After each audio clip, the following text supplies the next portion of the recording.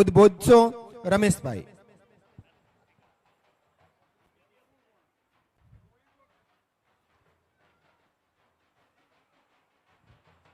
Hello, बोलिए राजेश्वर भगवान की, अर्बुदा मात की. सौ प्रथम मारा करता पण आप दरेक वडीलो अने युवानो बहु जागृत छो, पण शरमजनक बात ए पण छे बहारथी गई काले कोई मेहमान न आवी शक्युं होय, अत्यारे आपणी वच्चे उपस्थित थाय, આગળની જગ્યા ખાલી હોય, પાછળ ભાઈઓ ઊભા હોય, એ આપણા માટે યોગ્ય નથી. એટલે વારંવાર જાહેરાત કરવા છતાં આપ આગળ નથી આવી શકતા. વર્ષોથી કેટલાય સમયથી ભગવાન શ્રી રાજેશ્વરે પણ આપણને આવી રીતે બહુ હાથાજોડી કરી હતી, તેમ છતાં આપણે આગળ નહોતા આવ્યા. અને આજે પણ અમુક પ્રોગ્રામો થાય છે તો પણ આપણને જાહેરાત કરવી પડે, તેમ છતાં પાછળથી એમ કહેવામાં આવે કે પાછળ ઊભા છે એમને કહી દો કે આગળ આવે. તો આપને પણ શરૂઆત કરવી પડશે. અને જ્યાં સુધી આપણે કોઈ બાબતની શરૂઆત નહીં કરીએ ત્યાં સુધી કોઈ પણ કાળે ચૌધરી સમાજનો વિકાસ થવાનો નથી. સૌ પ્રથમ જીવન પર્વ ઉત્સવ ઉજવણું એટલે કે ગંગા થાળી નિમિત્તે समस्त चौधरी टांटिया परिवार, चौधरी टांटिया लक्ष्मणजी रणछोड़जी, चेलाभाई लक्ष्मणजी, वर्जंगभाई लक्ष्मणजी अने स्व नथुबेन लक्ष्मणजीना साथ सहकारथी अने समग्र कोचला गाम अने समग्र आ विस्तारनो प्रगणो साथे मळी अने एक बहु भव्य रीते आपनुं आ आयोजन कर्युं. परम दिवसनी शुभ शरूआत थई. गई काले बहु सरस रीते आपे दरेक व्यक्तिए दरेक કાર્યકર્તાએ બહુ ભાવથી સેવા કરી.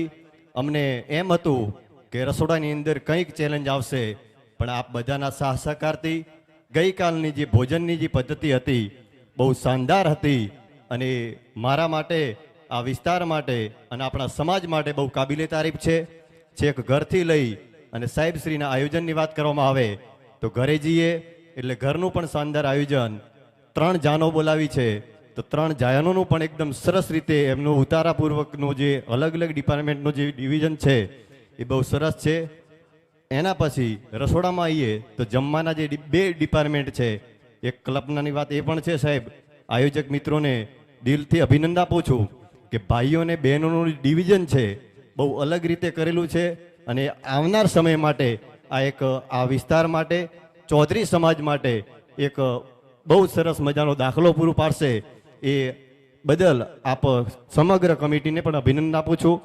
એના પછી ચોકમાં આવીએ તો ચોકમાં પણ બહુ વિશાળ જગ્યા, ચા પીવી હોય તો ચા, કોફી પીવી હોય તો કોફી, બાજુની અંદર પાણી પીવું હોય તો પાણી. અને એના પછી આ વિશાળ પંડાળમાં ઉપસ્થિત થઈએ ત્યારે બહુ એવો આનંદ થાય છે કે ભર શિયાળે પંખા, કુલર અને ફુવારા જેવી અનેક સિસ્ટમથી આજે આપનું આ પૂરા ટાંટિયા પરિવારે દિલથી મહેનત કરી છે.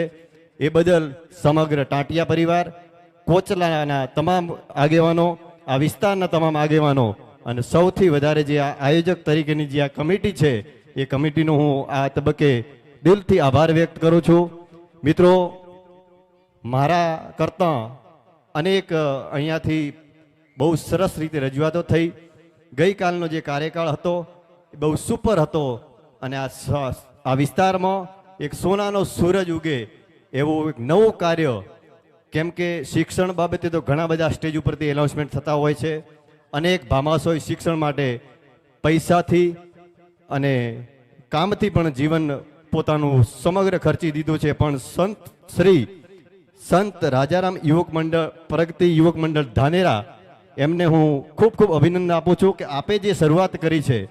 સાહેબ, હું લાઈવ ચાલે છે એટલે બીજું ઘણું બધું નહીં કહી શકતો, પણ આ વિસ્તાર માટે જે જરૂર હતી, કેમ કે દાખલા તરીકે અહીંયાથી ગાંધીનગર આપણે જઈ શકીએ, આ વિસ્તારનો સમાજ ગાંધીનગર સુધી કરોડોનું દાન આપી શકે તો બનાસકાંઠામાં કેમ ના આપી શકે? બનાસકાંઠામાં જો આપી શકતો હોય તો ધાનેરા અને થરાદમાં કેમ ના આપી શકે? એ પણ એક આપણા માટે બહુ વિચારવા જેવી બાબત છે. પણ આજે ટેકનોલોજીનો યુગ છે. ટેકનોલોજીના યુગ દ્વારા દિવસે ને દિવસે બધાને નામ કમાવાનું પણ હોય છે. જો કેટલાક કામો એવા પણ થાય છે કે જે સાયલેન્ટ થાય છે અને કોઈ પણ પ્રકારનું નામ બહાર નથી આવતું. એવા પણ આ વિસ્તારની અંદર કેટલાક યુવાનો કામ કરી રહ્યા છે. એ દરેક યુવાનોને પણ આ તબક્કે હું ખૂબ ખૂબ અભિનંદન આપું છું. આ પરિવારને જે શિક્ષણ માટેની જે રફતાર પકડાઈ અને જે સૌથી વધારે આ યુવક મંડળનો જે સાહસ સહકાર આપ્યો છે, તમામ ધાનેરાના યુવક મંડળનો ખૂબ ખૂબ આભાર. પરમ દિવસે સાંજે અહીંયા જાગરણ હતી. આપે કદાચ ભજનનો જ લાવો લીધો હશે, પણ મેં એક ઝીણવટપૂર્વક એક પોઈન્ટ નોંધ કર્યો છે કે જાગરણની અંદર જ્યારે સ્વાગત વિધિ કરવાની આવી, વેલજીનું સ્વાગત થયું, બેન શ્રી ચેતનાબેનનું સ્વાગત કરવાનું આવ્યું અને અહીંયાથી એનાઉન્સમેન્ટ થયું કે બે બહેનો આવો. અને એ બહેનો આ પરિવારની જ હતી. એ પરિવારની બહેનોને મેં જોઈ અને એ જોયા પછી એના ઉપરથી માર્ક કર્યું કે કેટલી સિમ્પલ, સાદી અને એકદમ વ્યવસ્થિત ચૌધરી સમાજના વેશમાં અને કોઈ પણ એક્સ્ટ્રા પોતાના શરીર ઉપર કંઈ પણ કર્યા વગર બહુ સરસ રીતે આ અહીંયા બેન શ્રીનું સ્વાગત કર્યું.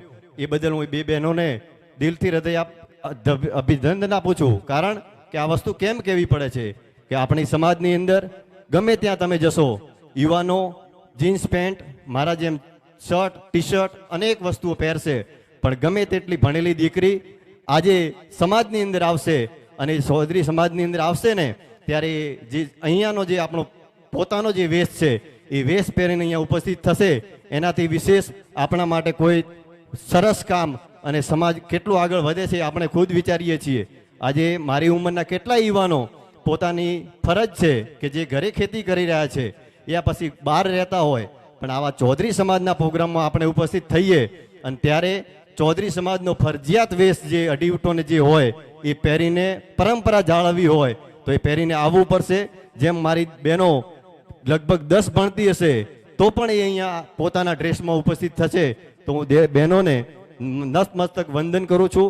આવી જ રીતે હજુ સંસ્કૃતિ આપ ટકાવી રાખશો એવી મારી નમ્ર વિનંતી છે. સાથે ટેકનોલોજીનો યુગ છે. ગઈકાલે ટેકનોલોજીની બહુ વાતો થઈ. હવે ગમે ત્યારે બે વસ્તુ ઉપર ફોકસ થાય, એક વ્યસન મુક્ત અને એક સોશિયલ મીડિયા. એમાં બે વ્યક્તિની જાહેરાત થાય ત્યારે બે જ વ્યક્તિનો ટાર્ગેટ કરવામાં આવે. વ્યસન મુક્તની વાત આવે એટલે મારા વડીલો અને સોશિયલ મીડિયાની વાત આવે એટલે મારી બહેનોને તમે પકડી લો છો. રિયાલિટી બહુ અલગ છે.